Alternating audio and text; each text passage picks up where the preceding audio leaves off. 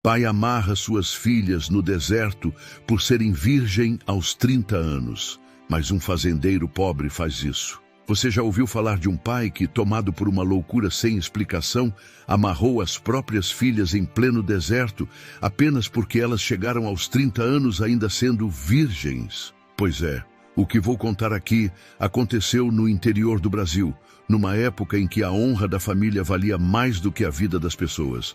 Mas antes de eu revelar cada detalhe dessa história, me diga, de que cidade você está assistindo esse vídeo? Escreve aí nos comentários para eu saber até onde essa história está chegando. E já aproveita e se inscreve no canal, porque aqui eu trago narrativas reais, cheias de dor, sofrimento, mas também de reviravoltas que vão te deixar em choque. E atenção, fique comigo até o final, porque o que aconteceu no desfecho dessa história, você vai ficar sem acreditar.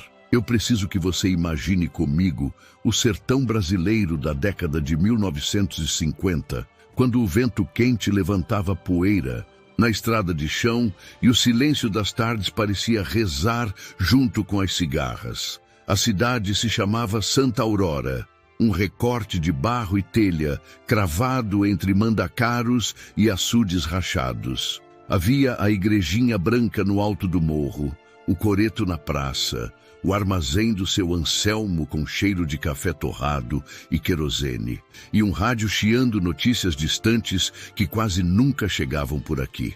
A vida era dura, mas seguia um compasso que todo mundo conhecia de cor. Missa aos domingos, feira às quartas, conversa baixa na calçada quando a lua nascia grande, iluminando os telhados. Naquele tempo, os olhos da cidade pesavam mais do que a própria consciência. A palavra honra era dita como quem carrega uma pedra no peito, e a reputação de uma família podia ruir por causa de um cochicho. Eu vi, e você vai ver também, como essa pressão silenciosa é capaz de empurrar gente boa para decisões que deixam marcas que o tempo não apaga. No armazém, lembro de ouvir a conversa se acendendo como brasa. "Seu Anselmo, o senhor soube?" cochichou Dona Dalva, ajeitando o lenço no cabelo. "Soube de quê, mulher?" Ele respondeu sem erguer muito a voz. "Dizem que as filhas de Antônio passaram dos 30 e nada de casamento." Seu Anselmo pigarreou, olhando para a porta como quem confere se o vento escuta. "Cada casa sabe da sua cruz, Dalva. Mas o povo gosta de apontar o dedo." A cidade respirava códigos não escritos. Padre Elias, homem bom, tentava aplacar os ânimos nos sermões. "Filhos, não julgueis. O coração de Deus conhece o caminho de cada um. Mas você sabe como é. Quando a sombra do julgamento se instala, até a reza vira comentário." Do outro lado, nas beiradas da cidade, ficava a pequena fazenda de João Miguel. Era um rapaz de 28 anos, corpo forte de quem nasceu pegando no cabo da enxada, pele marcada de sol. A casa simples, o curral apertado, meia dúzia de cabeças magras. João falava pouco, mas quando falava, dizia o necessário. Eu ainda o escuto responder ao vizinho Zeca numa tarde de céu de chumbo: "João, essa seca vai matar o gado todinho." "Não vai não, Zeca. Enquanto tiver braço para tirar água do poço, o bicho não cai." João carregava a nobreza de quem luta sem alarde. E, sem saber, o destino já começava a puxar os fios que ligariam a vida dele à daquelas duas mulheres que a cidade vigiava de longe. Helena e Clara. Eram discretas, sabiam costurar, ler e cuidar de casa. Sempre que passavam pela praça, o burburinho se acendia. Bonitas são, porque ainda solteiras. Cada família com seu segredo. Eu preciso que você sinta o peso dessa época. Roupa estendida em cerca, lamparina acesa cedo, medo de perder o pouco que se tem e, acima de tudo, o medo do falatório. Porque foi nesse caldo de silêncio, seca e vergonha que a tragédia começou a tomar corpo. E havia mais. Algo enterrado na areia fina do sertão e na cabeça de quem confundiu honra com punição. Uma coisa que, quando vier à luz, vai virar sua expectativa de cabeça para baixo. O cenário está armado. Santa Aurora, anos 50, tradições duras como pedra, e 3 destinos se aproximando sem saber. João, com seus braços de trabalho e uma coragem quieta. Helena e Clara, com seus passos contidos e olhos que aprendem a carregar segredo. E a cidade, essa plateia severa que aplaude ou apedreja conforme a maré da fofoca. Agora que você já está dentro desse tempo e lugar, a história vai andar. E eu prometo, cada passo adiante vai apertar mais o coração, porque a dor que vem aí não é de novela. É daquela que faz a gente se calar por uns segundos e olhar para o chão. E já te pergunto novamente de que cidade estão assistindo essa história para que possamos saber quem nos assiste. Naquela mesma Santa Aurora morava Antônio, pai de Helena e Clara. Homem alto, olhar duro, rosto vincado pelo sol e pela vida de lida pesada. Não era pobre de tudo, mas também não tinha fartura. Vivia de um pedaço de terra seco, algumas cabeças de gado e do respeito que conquistara na cidade por ser visto como homem de palavra. Mas o que ninguém ousava contestar era o peso da sua rigidez. Dentro de casa, a voz dele era lei, e a família obedecia sem respirar. Antônio cresceu acreditando que honra valia mais que pão. Trazia no peito uma fé que se confundia com medo e uma obsessão pelas regras antigas que não deixava espaço para o amor. Helena e Clara, suas 2 filhas já passadas dos 20, eram o espelho dessa severidade. Moças bonitas, de boa educação, mas sempre contidas, como se cada gesto precisasse da aprovação do pai. Em noites silenciosas, as 2 conversavam baixinho no quarto iluminado por lamparina. Clara, será que um dia ele vai entender que não precisamos de marido para provar nada? Sussurrou Helena, os olhos marejados. Shhh, mana, se ele escuta, sobra pra gente, respondeu Clara, segurando a mão da irmã. Mas no fundo, eu também penso isso. Antônio, sentado no alpendre, escutava apenas o vento, mas sua mente estava tomada pelas vozes da cidade. Ouvira no armazém, no confessionário, até na beira do poço, comentários maldosos sobre suas filhas que ainda não tinham se casado. Para ele, aquilo soava como afronta pessoal, como se sua autoridade estivesse em julgamento. E quando um homem como Antônio se sentia desonrado, não buscava o perdão, buscava castigo. Certa noite, após voltar da cidade, ele entrou em casa com passos pesados. Helena e Clara estavam costurando na sala. O silêncio foi quebrado por um tom de voz que já anunciava tempestade. 30 anos e ainda nada, gritou ele, jogando o chapéu sobre a mesa. Helena ergueu o rosto firme, embora assustada. Pai, isso não é vergonha. Nós não escolhemos casar por pressão. Os olhos de Antônio faiscaram. Cala a boca, Helena. Mulher que passa da idade sem marido vira fardo. E fardo a gente não carrega para sempre. Clara, tentando apaziguar, levantou-se e tocou no braço do pai. Não fala assim, pai. Nós somos suas filhas, não desonra. Ele afastou a mão dela com brusquidão. Filhas obedecem. Quem não obedece, paga o preço. O clima dentro daquela casa se tornou insuportável. Helena e Clara passaram a caminhar como sombras, sempre com medo do estalo da voz do pai. A mãe delas já havia morrido anos antes, e desde então, Antônio se tornara ainda mais severo, como se tivesse perdido o último freio da ternura. No fundo de seus olhos havia algo além da raiva. Havia desespero, como se acreditasse que sua própria reputação estivesse nas mãos das filhas. E quando a honra de um homem cego de orgulho é colocada acima da vida, é aí que a tragédia começa a ser escrita. Foi nesse estado de espírito que Antônio começou a arquitetar uma decisão cruel, algo que mudaria para sempre o destino de Helena e Clara. Um plano que para ele soava como correção, mas que o mundo chamaria apenas de barbárie. O chão seco do sertão estava prestes a testemunhar uma das maiores dores que aquelas terras já guardaram. Naquela semana, Antônio quase não falou. Caminhava pela casa como um vulto, olhando as filhas de soslaio, rezando mais alto do que de costume, como se quisesse convencer a si mesmo de que o que planejava era justo. Eu lembro do barulho seco da corda nova, couro cru, forte, que ele trouxe do armazém e deixou pendurada atrás da porta. Parecia um aviso, parecia uma sentença. Foi numa madrugada sem lua. O galo nem tinha cantado. Antônio empurrou a porta do quarto de Helena e Clara, ambas mulheres feitas por volta dos 30 anos, e disse com a voz fria: "Arrumem-se, a gente vai sair agora." Helena se levantou num salto, os olhos cansados, mas firmes. "Para onde, pai? Não me faça repetir." Roupas simples, sem perguntas. Clara, mais delicada, tentou uma última ponte. "Pai, eu posso preparar um café?" "Não. O tempo de vocês já passou. Agora quem decide sou eu." Eu juro que a casa pareceu encolher. O assoalho rangeu sob as botas de Antônio e o cheiro de querosene da lamparina ficou pesado. As duas vestiram-se caladas. Helena segurou a mão de Clara por um instante, um gesto curto, escondido.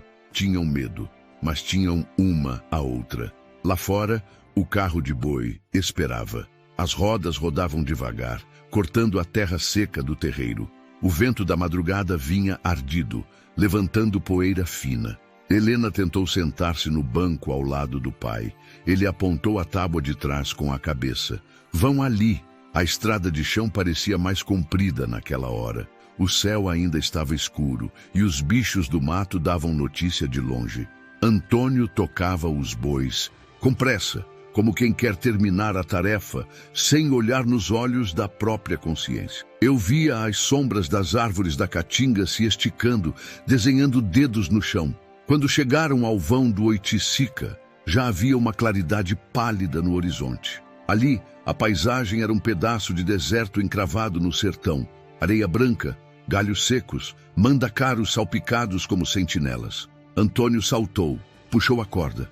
O som do couro no silêncio da manhã foi de cortar. "Pai", começou Clara, e tremendo. "Aqui vocês vão entender", respondeu ele sem encarar. "Honra não se negocia." Helena deu um passo à frente, o peito erguido, a coragem inteira. "Honra sem amor é só violência. A gente não merece isso." Antônio desviou o olhar, como quem ouve uma verdade que não quer aceitar. A mão dele apertou a corda com mais força. Ele levou as duas até 2 troncos retorcidos. Amarrou primeiro os pulsos de Clara, depois os de Helena. Não foi nó de marinheiro, não foi nó bonito. Foi nó de quem tem raiva. A corda mordeu o punho, o couro chiou. Helena cerrou os dentes, mas não chorou. "Pai, por favor." Clara insistiu num sussurro. "O silêncio de vocês é a reza que me resta", disse ele quase sem voz. Antônio deu alguns passos para trás, avaliando o que tinha feito, como um pedreiro que confere a parede torta que ele mesmo ergueu. Ficou assim, uns segundos longos, carregando nos olhos um mundo que ninguém sabia. E então virou as costas, subiu no carro. O estalo do relho rompeu. As rodas rangeram outra vez. Ele foi embora, deixando para trás 2 mulheres adultas, filhas dele, presas à solidão daquele pedaço de areia. O sol nasceu inteiro, implacável. A luz bateu de frente e o dia começou a queimar. Clara pediu água que não havia. Helena respirou fundo, tentando poupar forças. "A gente vai aguentar, mana." Ela falou baixo, com a firmeza que só quem ama encontra no meio do medo. "Olha para mim, enquanto eu respirar, você não está sozinha." Clara assentiu, mordendo o choro. "Eu confio em você." Eu sei que é duro ouvir isso. A gente quase sente o calor no rosto, a aspereza da corda na pele. Mas é aqui que a história vira ferro quente e marca de vez. Foi nesse deserto que a dor começou a forjar uma união que ninguém poderia prever. Uma força que ainda não tem nome, mas que vai puxar outro destino para perto. O destino de João Miguel, o fazendeiro de braços fortes e coração silencioso, que naquele mesmo dia acordou com um pressentimento que ele não soube explicar. O desfecho ainda está longe. Antes, o sofrimento vai mostrar seu rosto inteiro. E é nessa batida que a narrativa segue, passo por passo, porque cada minuto conta e cada escolha pesa. Se esta história tocou você até aqui, deixe seu like para que mais pessoas encontrem este vídeo e sigam junto com a gente até a reviravolta que ninguém espera.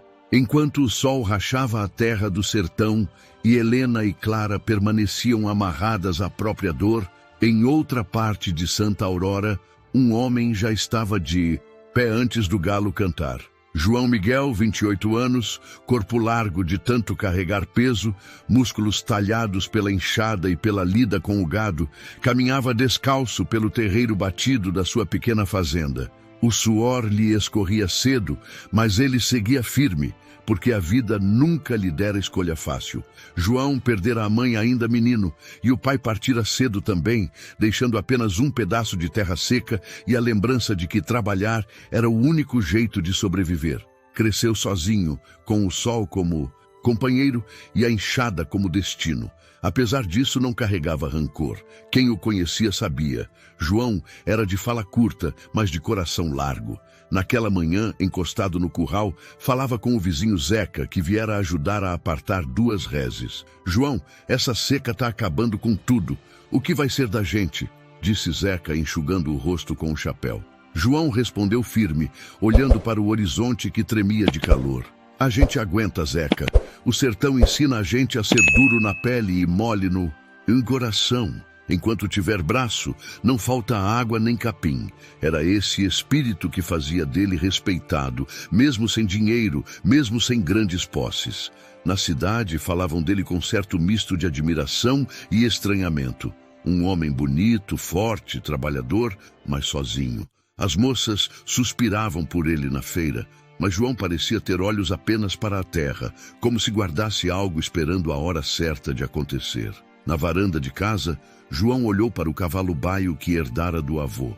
O animal relinchou, como se sentisse que aquele dia seria diferente. João pôs a sela e montou, decidido a buscar umas cabeças de gado que tinham se afastado para as bandas do Oiticica, perto do deserto de Areia Clara. "Bora, amigo", falou, batendo de leve no pescoço do cavalo.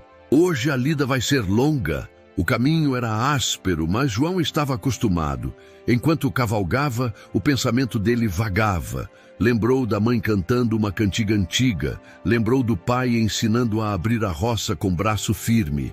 E, sem entender porquê, um aperto estranho no peito lhe avisava que algo grande estava prestes a acontecer. O vento trouxe um silêncio diferente.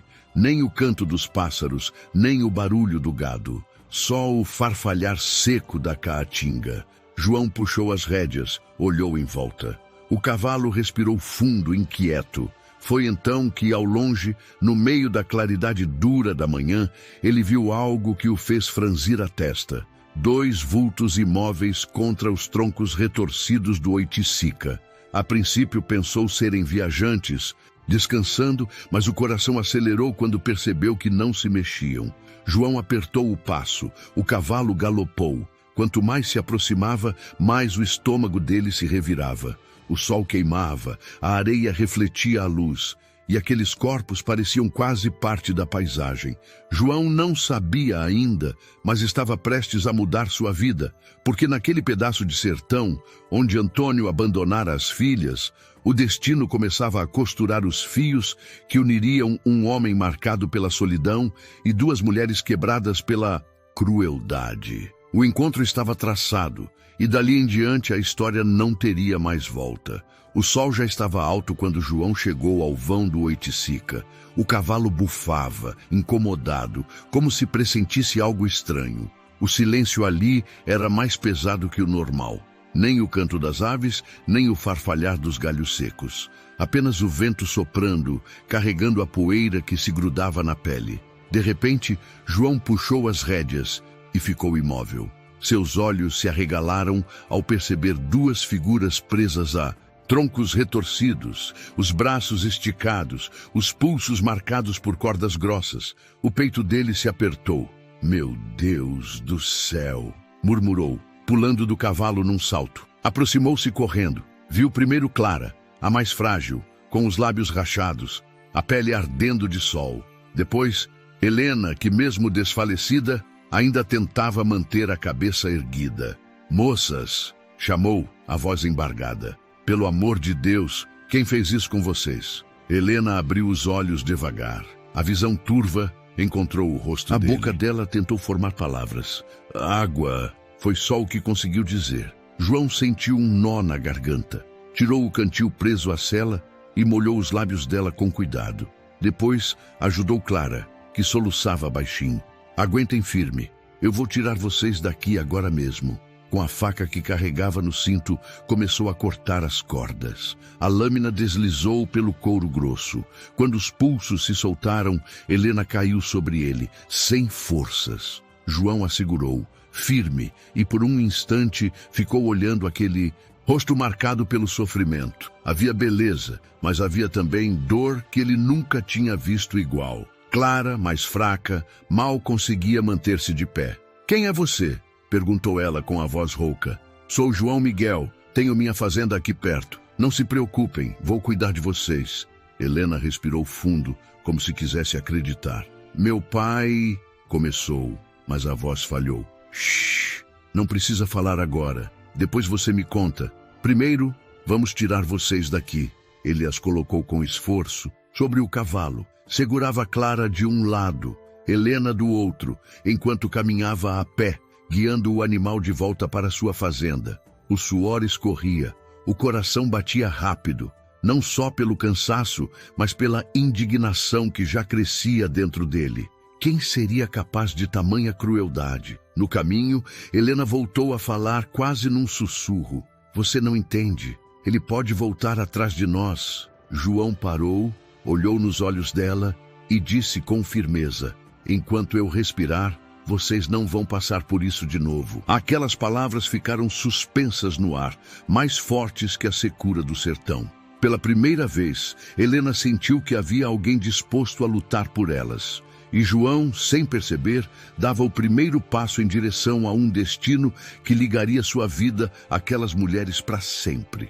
A cena era de dor, mas também de começo. O encontro inesperado transformava não apenas o futuro das duas irmãs, mas também do homem, que até então só conhecia a solidão da terra árida. O que nasceu naquele instante não foi apenas socorro, foi o primeiro sopro de um elo que a tragédia ainda iria pôr à prova. E eu te pergunto, se fosse você, ao encontrar duas pessoas abandonadas assim, teria coragem de enfrentar tudo o que viria depois? João chegou à fazenda com o cavalo cambaleando de cansaço. O terreiro poeirento recebeu os três como quem acolhe náufragos. Ele ajudou Clara a descer primeiro. Ela quase desabou. Em seguida, firmou Helena pela cintura. As mãos de João eram grandes e seguras, e ali não havia pressa. "Só cuidado, devagar, segura no meu ombro." "Eu consigo", murmurou Helena, a voz rouca. "Só preciso respirar." Levou-as para o quarto dos fundos, onde a janela pegava a sombra do juazeiro. Trocou a roupa de cama em minutos, improvisou cortinas com um lençol mais grosso para barrar o sol. Na cozinha, riscou o fósforo, acendeu o fogão a lenha, ferveu água. Preparou o soro caseiro, água morna, sal e açúcar, e um chá leve de capim-santo para acalmar. Voltou com uma bacia de água fresca e panos limpos. "Primeiro molhar os lábios, nada de engolir muito de uma vez", disse, aproximando o copo da boca de Clara. Ela obedeceu, os olhos fechados em gratidão. "Obrigada, eu achei que..." A frase morreu no ar. "Agora vocês estão a salvo", respondeu João, firme, como quem assina um compromisso. Helena tentou se erguer para ajudar a irmã, mas o corpo pesou. João ajeitou 2 travesseiros nas costas dela e molhou uma tira de pano para pôr na testa.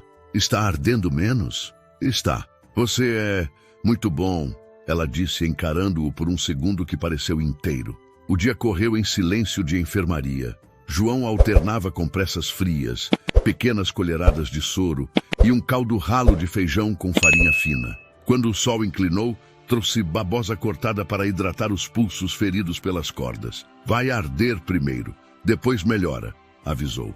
Helena mordeu o lábio, mas não recuou. "Pode passar." Clara, mais frágil, encolheu as mãos, assustada. "Eu tô aqui", disse.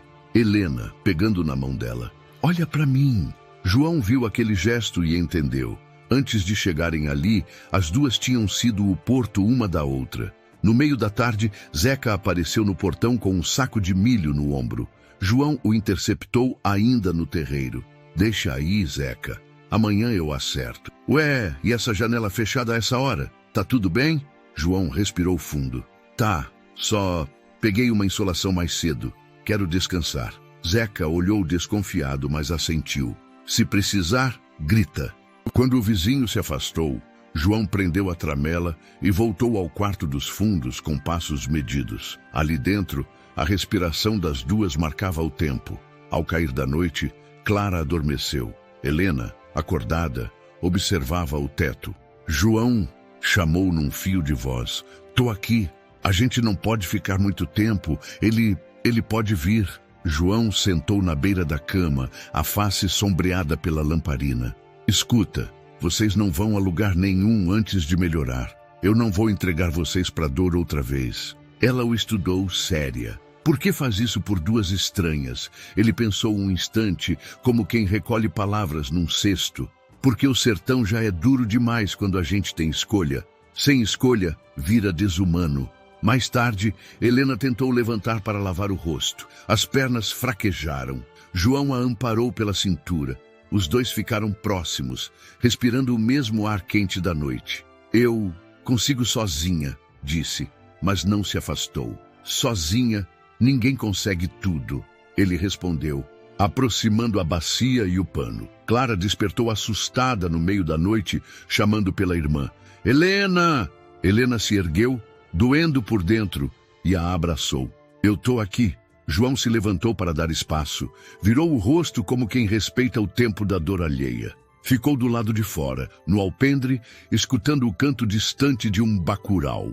Olhando o escuro, fez um juramento baixo, quase inaudível. Enquanto esse teto for meu, elas não vão sofrer sozinhas. De madrugada, a febre de Clara baixou. O rosto dela relaxou um pouco, e o sono veio inteiro. Helena, exausta, também cedeu. João, sentado numa cadeira, acabou cochilando com o chapéu apoiado no peito. A lamparina minguava e o quarto parecia respirar. Quando o primeiro galo cantou, havia no ar um começo de força. As mãos já tremiam menos, a sede já ardia menos e a esperança, embora tímida, cabia no travesseiro. Mas a sobrevivência não era só curativo e caldo quente. Do lado de fora daquela casa, a cidade tinha olhos, e o homem que as prendera tinha os passos pesados de quem volta para terminar o que começou. Naquela manhã, Helena conseguiu ficar de pé sem ajuda, e encarou o próprio reflexo num pedaço de vidro sobre a cômoda.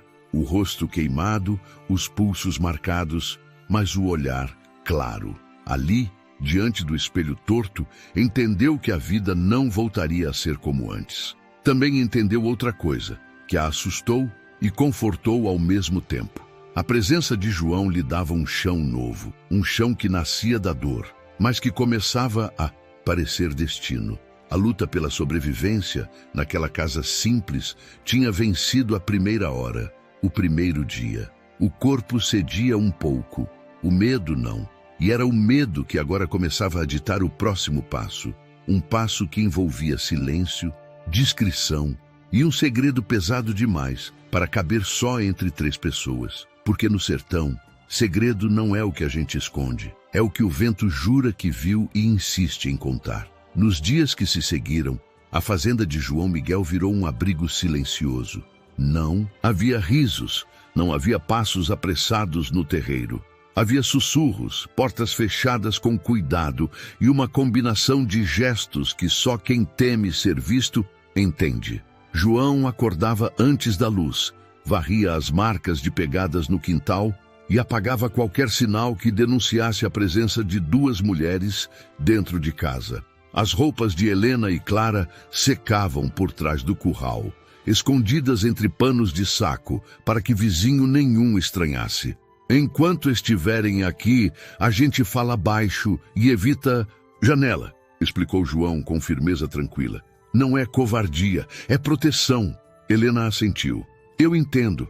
A cidade é pequena. O vento carrega as palavras. Clara, ainda fraca, olhou para os pulsos marcados. E se ele vier? Se descobrir? Se vier, me encontra na porta, respondeu João sem erguer a voz. Mas agora vocês cuidam de sarar.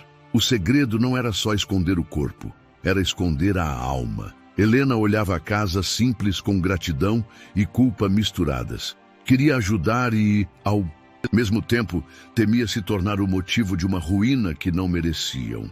Passou a varrer a cozinha, a cuidar do fogo, a temperar o caldo. Clara costurava pequenos rasgos de camisas de trabalho, mãos trêmulas ainda, mas firmando aos poucos. A rotina foi se desenhando como um fio de água em pedra seca, discreta, teimosa, necessária. No segundo dia, Zeca apareceu de novo no portão, levando milho moído. "Ô, de casa, João!" João saiu sem pressa, mas com o corpo inteiro atento. "Diz, compadre, tão dizendo na feira que Antônio anda com a cabeça quente. Sumiu por umas horas na madrugada. Voltou diferente. A cabeça do homem é deserto que a gente não mede", respondeu João. "Obrigado pelo milho." Zeca espiou por cima do ombro do amigo, curioso com o silêncio da casa. "Tá faltando barulho de cozinha, hein? Eu ando comendo no armazém. Mais fácil." João mentiu sem culpa, para proteger quem precisava de proteção. Zeca deu de ombros e seguiu. À noite, com a lamparina baixa, Helena falou o que vinha guardando. "A gente podia procurar Padre Elias. Ele é bom, ele vai entender." João respirou fundo. "Helena, eu respeito o padre, mas a cidade escuta o que quer, não o que é justo. Se esse assunto cair nos ouvidos errados, vocês voltam para o deserto." "Então a gente nunca mais sai?" Clara perguntou num sussurro, os olhos marejados. "Sai sim", disse João, "quando a força voltar para o corpo e a cabeça estiver segura. Até lá, a gente segura o mundo com as duas mãos." O peso do segredo também morava na vizinhança. Dona Dalva, língua afiada e vista boa, comentou no armazém. "Estranho o João, né? Moço bonito, trabalhador, vivendo sozinho feito bicho do mato." Seu Anselmo respondeu, sem se comprometer. "João é moço direito. Quem trabalha muito fala pouco." Mas a semente da curiosidade já tinha sido plantada. E em cidade pequena, curiosidade vira certeza de ouvido em ouvido. No terceiro dia, João precisou ir à cidade comprar remédios e um tecido grosso para cortinas. Antes de sair, passou as instruções. "Se alguém bater, não respondam. Fiquem no quarto dos fundos. Helena, você cuida da panela no fogo baixo. Clara, descansa. Eu volto antes do meio-dia." Helena o acompanhou até a porta. "Obrigada", disse, e foi um obrigada que vinha do corpo inteiro. João desviou os olhos por um instante, como quem evita o que o coração já entendeu, e montou no cavalo. Na venda, a presença dele chamou a atenção mais do que queria. "Remédio para quê, João?" perguntou seu Anselmo. "Para dor de cabeça", respondeu simples. "E preciso desse tecido mais fechado." Dona Dalva se meteu. "Vai trocar cortina por quê, meu filho? Casa de homem não liga para isso." João sorriu de canto, como quem encerra assuntos sem começar briga. "Poeira danada, quero menos vento entrando." Enquanto isso, na fazenda, o segredo pesava de outro jeito. Helena encontrou, numa gaveta da cômoda, um medalhão antigo, de metal escurecido, com as iniciais AM gravadas. Devolveu ao lugar, sem perguntar nada, mas o objeto ficou no pensamento, como um ponto luminoso atrás das pálpebras. Mais tarde, quando João voltou, ela quase comentou, depois desistiu. Não era hora de abrir novas portas, era hora de manter as fechaduras firmes. A febre de Clara baixou de vez no fim da tarde. A cor voltou devagar ao rosto dela. As duas irmãs, sentadas no batente da janela, olharam o céu passar do azul para o cobre. "Helena", disse Clara com voz cansada, mas doce. "Você fala com o João, sua voz muda." Helena sorriu sem mostrar os dentes. "A sua também muda quando fala da mamãe. É só carinho, Clara." "Carinho vira destino às vezes", insistiu a irmã com sabedoria simples. Helena não respondeu. O silêncio disse por ela. Naquela noite, João reparou que o medo não estava diminuindo, estava mudando de forma. Já não era pavor puro, era vigilância, era cuidado. Então, reuniu coragem e falou o que precisava. "Eu vou ficar no alpendre. Se alguém vier, eu atendo. Vocês não vão aparecer. Se escutarem o meu assovio, apaguem a lamparina. A gente vai seguir, disse Helena firme. Clara concordou com a cabeça, abraçando os joelhos. O segredo, no sertão, tem barulho de respiração contida. A casa de João virou um coração batendo para 3 vidas. Do lado de fora, a poeira cobria as pistas. Do lado de dentro, as palavras eram medidas como água de pote. E por baixo de tudo, um sentimento novo, que nascia sem pedir licença, começava a unir a dor de Helena à solidão de João. Um fio invisível que logo seria testado pelo mundo, porque segredo, cedo ou tarde, puxa o destino pela manga. E havia um homem chamado Antônio, que não aceitava perder o controle do próprio nome. Quando ele resolvesse bater aquela porta, não viria para conversar. Já se inscreveram no canal? Se vocês gostam de histórias de época, inscrevam-se para acompanhar os próximos capítulos desta narrativa. Os dias iam se arrastando na fazenda de João e o segredo que antes pesava como pedra começou a ganhar um contorno diferente. Já não era apenas medo ou silêncio, era também proximidade. João, Helena e Clara formavam uma rotina discreta, quase muda, mas cheia de gestos que, sem serem nomeados, diziam muito mais que palavras.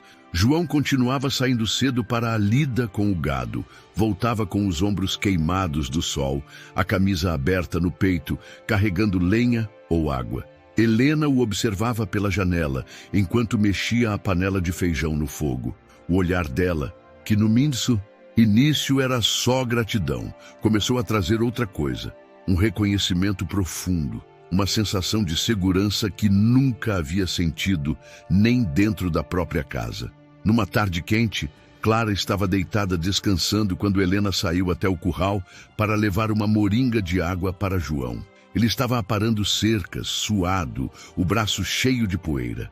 Trouxe água fresca, disse ela, oferecendo a moringa. João a pegou, bebeu um gole demorado e passou o antebraço na boca. Obrigado, Helena. Tá me salvando mais que a cerca. Ela sorriu tímida. Não é nada. O senhor já fez tanto pela gente. Ele ergueu os olhos para ela, sérios, mas brandos. Não me chama de senhor. Eu sou só João. Houve um silêncio entre eles, quebrado apenas pelo mugido de uma vaca ao longe. Helena baixou os olhos, mas o coração disparava. Dentro de casa, Clara percebia cada detalhe. Naquela noite, enquanto penteava os cabelos da irmã com dedos delicados, comentou: "Ele olha para você diferente, Helena.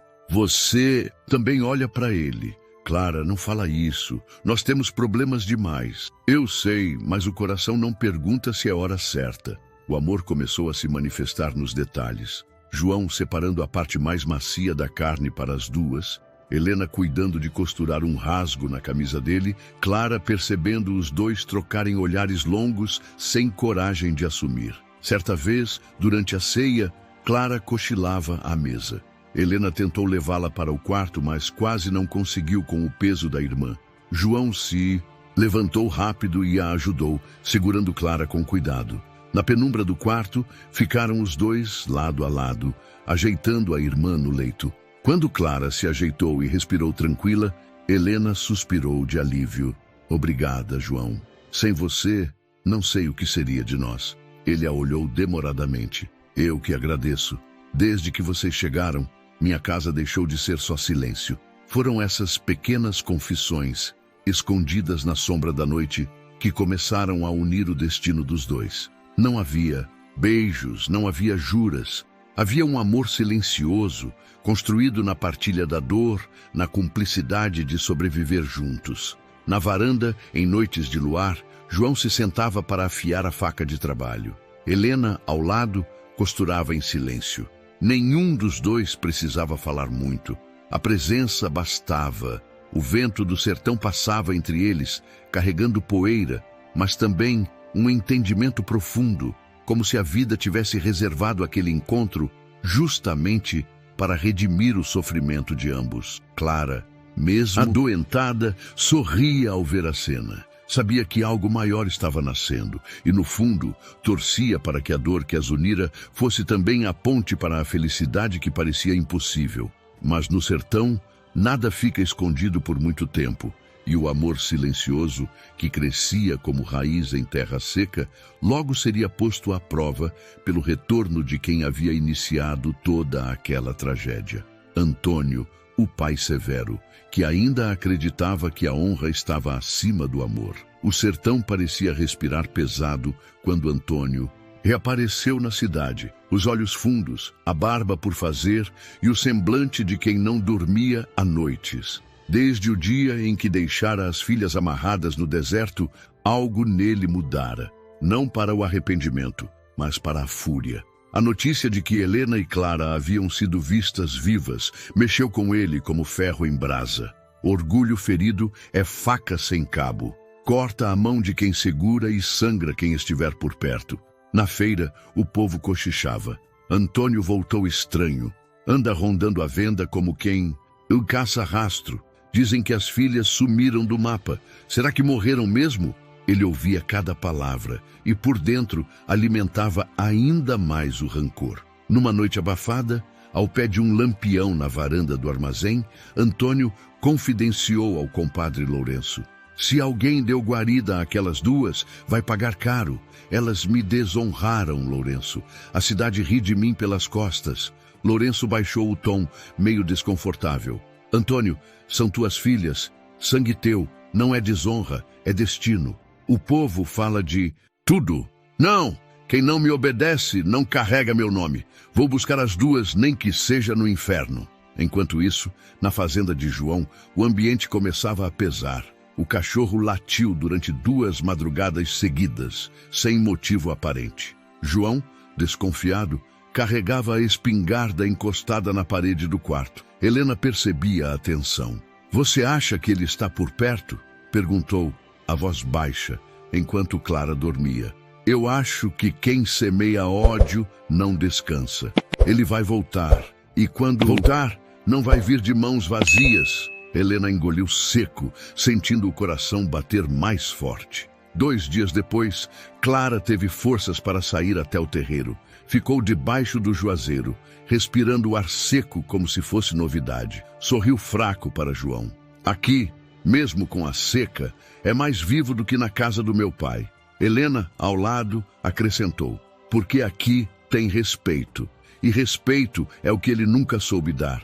João olhou para as duas, sério, e respondeu: enquanto vocês estiverem comigo, ninguém encosta sem passar por mim primeiro. O que ninguém sabia é que Antônio já observava de longe. Naquela mesma tarde, ele se aproximou pela vereda, escondido entre os mandacaros. Viu as filhas vivas, de pé, conversando com João.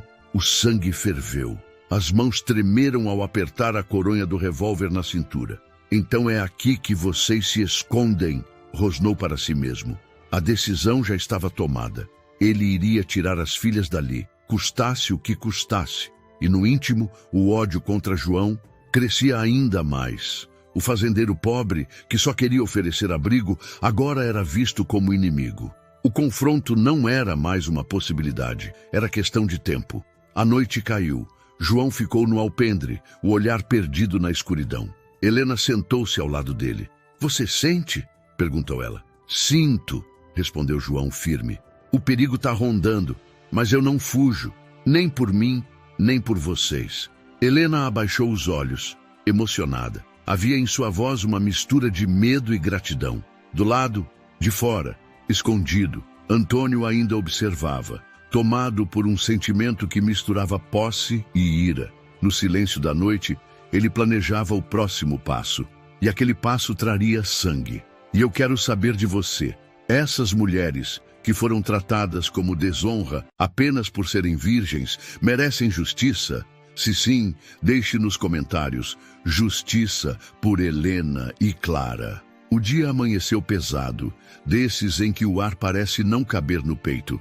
Eu vi João levantar cedo, arrumar o chapéu, conferir o cadeado do galinheiro e deixar a espingarda encostada na parede do alpendre. Não era ameaça, era aviso. Naquela casa tinha gente ferida que ele jurara proteger.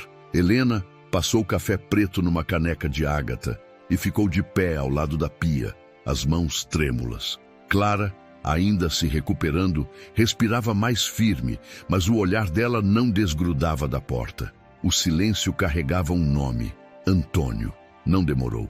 O ranger da sela cortou o ar. O cavalo parou com estalo de freio no terreiro. Antônio desceu do animal, poeira, até o joelho, olhos fundos de vigília.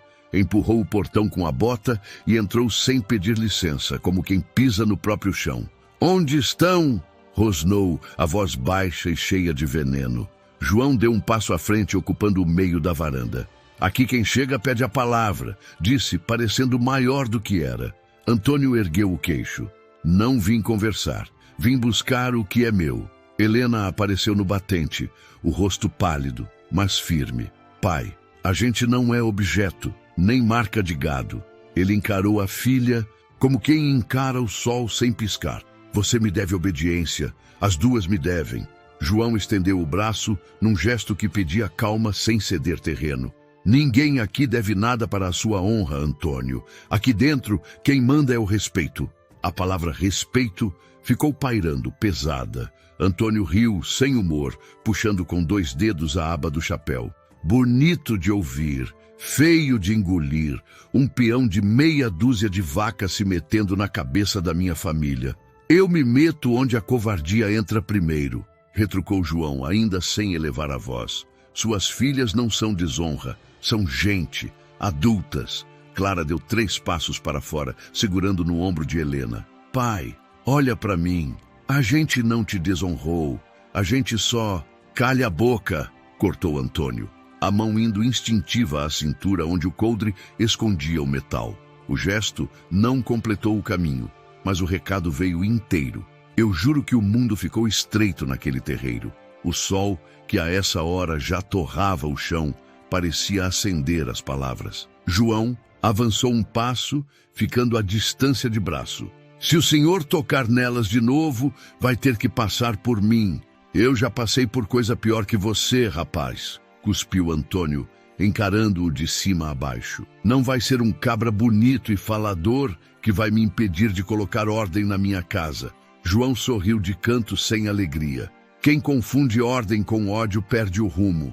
E quem perde o rumo, mais cedo ou mais tarde, cai." Antônio ergueu a mão e, num estalo, acertou João no peito com um empurrão. O corpo de João recuou meio passo e voltou inteiro, como tronco de juazeiro que não se dobra.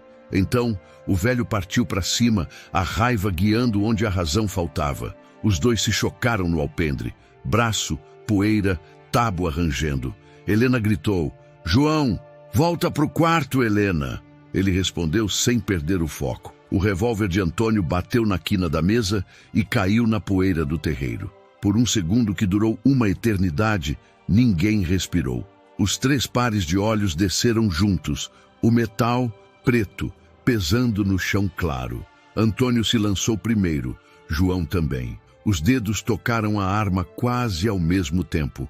Um arranco, um giro de ombro, uma raspada que abriu a pele do punho de João. A arma escapou, girou no pó e parou próxima ao degrau. Helena correu 2 passos e travou, paralisada entre o impulso e o medo.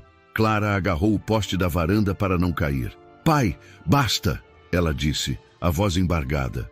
"Isso não vai consertar nada." Antônio, suado e arfando, conseguiu pegar o revólver. O braço tenso, a respiração cortada. João ergueu as mãos devagar, o peito subindo e descendo. "Não faça isso", falou, olho no olho. "O que o senhor quer proteger já se perdeu quando amarrou suas filhas. O único caminho que resta chama-se perdão." Antônio tremeu por um instante. Não sei se de ódio, se de medo do que era capaz. O dedo dele buscou o lugar do gatilho com um reconhecimento antigo. No fundo do corredor, a lamparina pendurada balançou no vento morno, fazendo a sombra de todos crescer e diminuir na parede de barro. "Afasta!" ordenou Antônio, a mira oscilando entre João e Helena. "Elas vêm comigo agora." "Elas não vão a lugar nenhum", respondeu João, firme como cerca bem fincada. "E se for para atirar, atire em mim." O silêncio ficou grosso. O mundo inteiro coube no espaço de um dedo sobre o gatilho. Eu ouvi, como quem ouve o próprio coração, o clique do cão sendo puxado. O braço de Antônio esticou mais um pouco. Helena apertou os olhos. Clara mordeu o lábio até o sangue chegar. E a tarde, parada, pareceu prender a respiração junto com todo mundo. Foi assim que o confronto se armou inteiro, na beira de um gesto sem volta. E era exatamente nessa beira que o destino, cruel como a seca e certeiro como a primeira chuva, esperava para dar o passo que mudaria todas as vidas daquele terreiro. O tempo pareceu parar naquele instante. O braço de Antônio esticado, o revólver apontado, o dedo firme no gatilho. João, de pé diante dele, peito aberto, sem recuar um passo. Helena, com os olhos cerrados, esperando o pior. Clara, imóvel, o coração disparando dentro do peito. E então aconteceu. O disparo rompeu o silêncio seco do sertão. Um estampido que ecoou como trovão, mas não acertou João, nem Helena. Quem se lançou no meio, num impulso de amor e desespero, foi Clara. O corpo dela se interpôs entre o pai e a irmã, e a bala a atingiu no peito. O som que veio depois não foi só do tiro. Foi o grito de Helena rasgando a tarde. Clara! O eco ficou preso nos galhos secos do terreiro. Antônio congelou, a arma ainda na mão. Os olhos arregalados, como se não acreditasse no que havia feito. Não podia, murmurava. Mas o sangue no vestido da filha desmentia qualquer desculpa. João correu e segurou Clara nos braços. Ela arfava, tentando respirar, os olhos já perdendo a cor. Helena caiu de joelhos ao lado, segurando a mão da irmã. Aguenta, Clara, por favor, aguenta, implorava, as lágrimas escorrendo pelo rosto, queimado de sol. Clara, mesmo entre a dor e o suspiro fraco, encontrou forças para falar. Helena, não chora. Eu fiz o que tinha que fazer. Eu não ia deixar ele te machucar. A irmã balançava a cabeça, desesperada. Não fala isso. Você vai viver. Você vai ficar bem. Mas Clara já sabia. O corpo dela tremia e cada palavra era como um sopro roubado. João, cuida dela. Não deixa ela sozinha. João apertou a mão dela contra o peito, a voz falhando. Eu juro, Clara. Vida. Pela minha... Eu juro. Foi então que a respiração dela se apagou. Os olhos se fecharam devagar e o silêncio tomou conta do terreiro outra vez. Helena soltou um grito abafado, tombando sobre o corpo da irmã. João, ainda segurando Clara, sentiu o peso dela se entregar por inteiro. Antônio deixou a arma cair no chão. O som metálico foi seco, frio. Ele cambaleou para trás, as mãos na cabeça, os olhos perdidos. Minha filha, o que foi que eu fiz? Repetia, sem conseguir parar. Levantou-se devagar, o rosto banhado em lágrimas, e olhou para o pai. Não havia mais medo em seus olhos, apenas dor e revolta. Você matou o que havia de mais puro, a sua própria filha. Foi isso que sua honra trouxe. Sangue, só sangue. Antônio, trêmulo, virou as costas e saiu tropeçando pelo terreiro. Montou no cavalo sem olhar para trás e sumiu pela estrada de poeira como um fantasma, deixando apenas a lembrança do ato irreparável. No alpendre da casa, João e Helena ficaram ajoelhados lado a lado, abraçando o corpo de Clara. O sol começava a cair no horizonte, pintando o céu de vermelho, como se o próprio sertão chorasse a tragédia. Foi naquele momento que os dois entenderam. O sofrimento que os unira jamais seria esquecido. E dali em diante, o amor deles não seria apenas escolha, seria missão, seria a herança de Clara, que entregou a própria vida para que a irmã tivesse um futuro. Essa cena dói de lembrar, mas é parte da força dessa história. E eu quero saber, vocês amam histórias emocionantes de época como essa? Se sim, deixem nos comentários. Amei a história. A madrugada seguinte, nasceu sem canto de pássaro. Na sala pequena, o corpo de Clara foi velado com um lenço branco cobrindo o peito. Padre Elias rezou baixo, olhos marejados, e a chama da lamparina tremia como quem também chorava. Helena ficou sentada no chão, as mãos nos joelhos, olhando para um ponto que ninguém via. João não conseguiu dizer palavra. Enfaixou os punhos, feridos da luta, e saiu para o terreiro quando o primeiro clarão tocou a cerca. Eu volto, disse sem encarar. Volta, respondeu Helena num fio de voz. Ele montou no cavalo baio e seguiu pela vereda como quem entra num juízo. Levava apenas uma garrafa d'água, uma faca curta e um rolo de corda nova. O sol ainda dormia quando João chegou ao vão do Oiticica. Parou diante dos mesmos troncos tortos, onde um dia antes a crueldade tinha prendido duas mulheres. Ficou imóvel, ouvindo o nada. Então respirou fundo, encostou a testa na casca áspera e falou sozinho, como quem fala com Deus e com a própria culpa. Eu não consegui salvar Clara. Se amor é carregar junto, eu vou carregar, pois a corda nos pulsos. Fez os nós que sabia fazer desde menino para amansar bezerro, mas agora prendeu a si mesmo. O couro chiou e mordeu a pele. João puxou mais, até o sangue subir, e ali ficou, com o sol nascendo por trás, sentinela do próprio arrependimento. Não era penitência vazia, era um voto.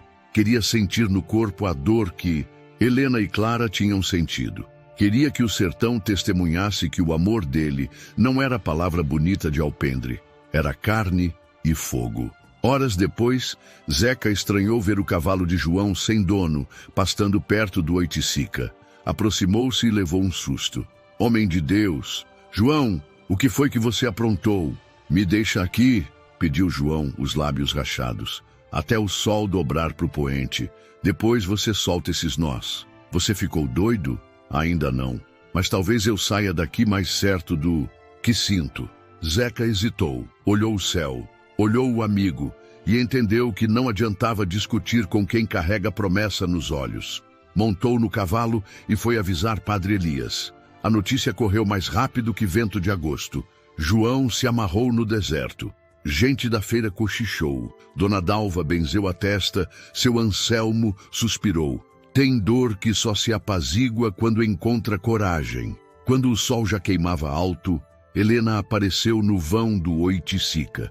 O vestido simples, o rosto sem cor, mas o passo decidido. Viu João de longe, braço aberto, corda ferindo a pele morena, o suor pingando no chão de areia. Por um instante parou, sem saber se chorava ou se gritava. Depois avançou. Por que isso? A voz saiu baixa, mas cortante. João ergueu o rosto, os olhos ardendo de luz e sal. Porque eu não pude ficar no lugar da sua irmã. Porque eu não tirei vocês dali mais cedo. Porque eu disse que ia proteger e não protegi o suficiente. João, ninguém podia prever. Helena aproximou-se, tocou o braço dele com cuidado. A culpa não é sua. Eu não faço isso por culpa. Ele corrigiu, firme e doce ao mesmo tempo. Faço por compromisso. Eu quero sentir ao menos um pedaço do que você sentiu, para nunca esquecer, para nunca te deixar sozinha dentro da lembrança.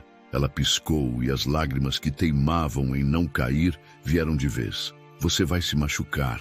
Já tô machucado. Só estou dando nome à ferida. Padre Elias se aproximou, ofegante, com Zeca 2 passos atrás. Viu a cena e entendeu sem explicação.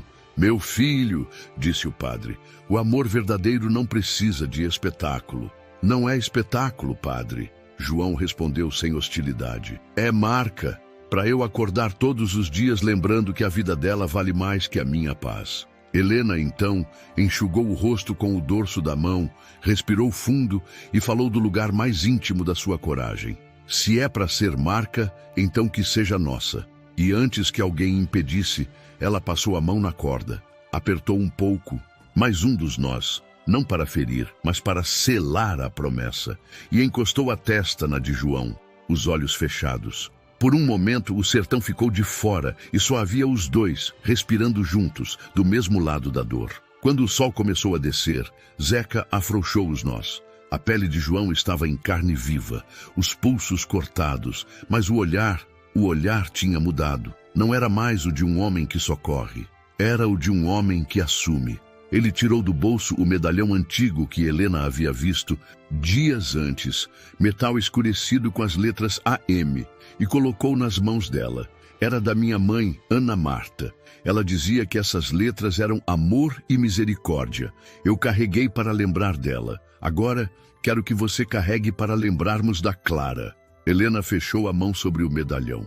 Eu vou carregar e vou ficar. Padre Elias benzeu os dois, voz embargada. Que essa dor não vire pedra, que vire ponte. Naquela tarde, Santa Aurora viu algo que não costumava ver. Um homem se amarrar, não para ferir, mas para amar. O comentário da cidade, que antes era faca, começou a perder o fio. Quem passou pela vereda levou nos olhos a imagem de um fazendeiro pobre, prendendo a si próprio diante do mesmo tronco onde a covardia tinha reinado, e entendeu mesmo calado que ali acontecia uma reviravolta de verdade. A partir desse momento, a história dos dois deixou de ser apenas sobrevivência. Tornou-se um pacto.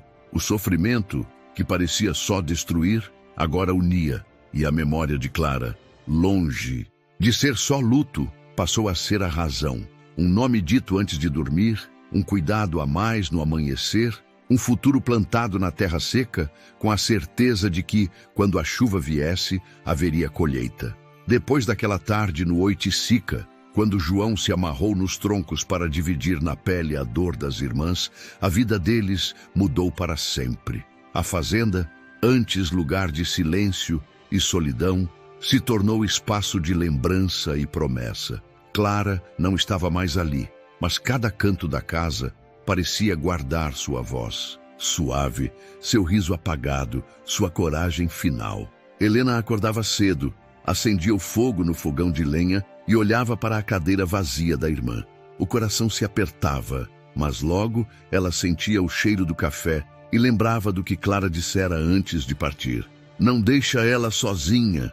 Era como se as palavras ainda ecoassem, e Helena se esforçava para transformar a dor em movimento. João, por sua vez, já não era apenas o fazendeiro pobre que cuidava do gado.